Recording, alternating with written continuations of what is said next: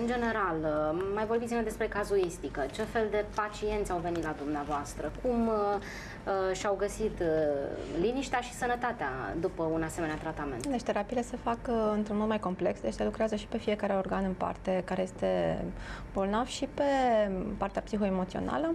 Se fac serii de terapii, deci o dată sau de două ori pe săptămână în cazurile medii. Am avut mai multe cazuri care au avut o evoluție foarte bună, cazuri de diabet, care deci chiar cu medicația alopată nu era reglată glicemia și cu tratamente complexe cu acest aparat de biorezonanță și cu tratamente naturiste în paralel, glicemia a revenit în limite normale, dar pe o perioadă foarte lungă de timp, deci chiar luni de zile s-a menținut în limite normale, chiar dacă persoana mai consuma și câte o bucățică de Cozonac sau... Bine, țineau totuși un anumit regim, dar am mai avut situații de noduli tiroidieni care s-au redus foarte multe dimensiuni, echilibrarea hormonilor tiroidieni, deci chiar la persoane care erau propuse pentru operație să li se scoată tiroida și apoi rămâneau dependente de medicamente, pentru că nu se poate trăi fără tiroidă și fără a lua ceva compensator.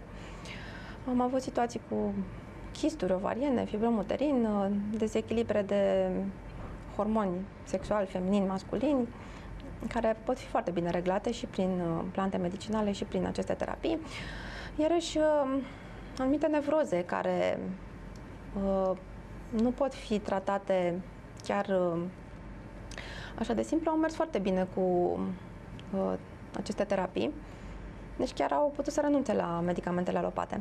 Mă refer la nevroze, nu la psihoze, deci la bolile mai ușoare, de gen depresie, anxietate, atac de panică. Nu mă refer la schizofrenie și paranoia, acolo e mai complicat puțin. Da. Bine, merg foarte multe lucruri. Bolile digestive se pot trata ușor. Aici am insistat foarte mult pentru că mie mi se pare ceva foarte firesc.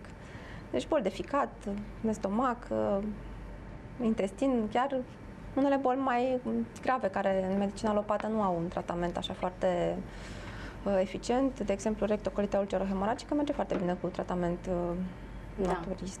Din punct de vedere psihologic, am văzut că acest dispozitiv poate identifica inclusiv faptul că un abuz, o traumă emoțională, un conflict au produs urmări și au introdus o boală. Cum se cuantifică lucrul acesta? Sunt anumite situații în care mi-a apărut așa, că s-a avut o ceartă chiar cu iubita. Apar într-un anumit tabel pe ecran. De obicei ne zguduie emoțional pentru multă vreme, sau invers, să vă pun întrebarea altfel de fapt. Ce tip de conflict au un potențial de a introduce boala? Foarte multe tipuri. Dați-ne niște exemple să știm de ce ne ferim, ce să nu mai facem, ce să În primul rând modificăm. să știți că starea interioară contează cel mai mult, deci atitudinea cu care întâmpini o anumită situație, pentru că toți avem situații stresante în viață.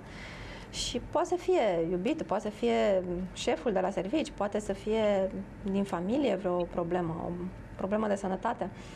Deci orice traumă poate să afecteze sistemul. Nu, dar care e mai gravă, de exemplu? Să te cerți este mai grav decât să plângi, să te înfurii este mai grav decât să fii invidios, să fii lacom e mai mult decât să fii, nu știu, ascet sau produce altă dezordine sau așa, niște indicații de viață, de stil de viață. Depinde de atitudinea interioară, asta vreau să spun, pentru că orice dezechilibru, dacă este foarte mare, la orice emoție mă refer, generează un dezechilibru mare, cumva. E vorba de atitudinea interioară, deci dacă noi avem o atitudine cumva de detașare, care este o stare care trebuie învățată și se poate învăța. Sau a mortului. Mi se pare foarte detașat.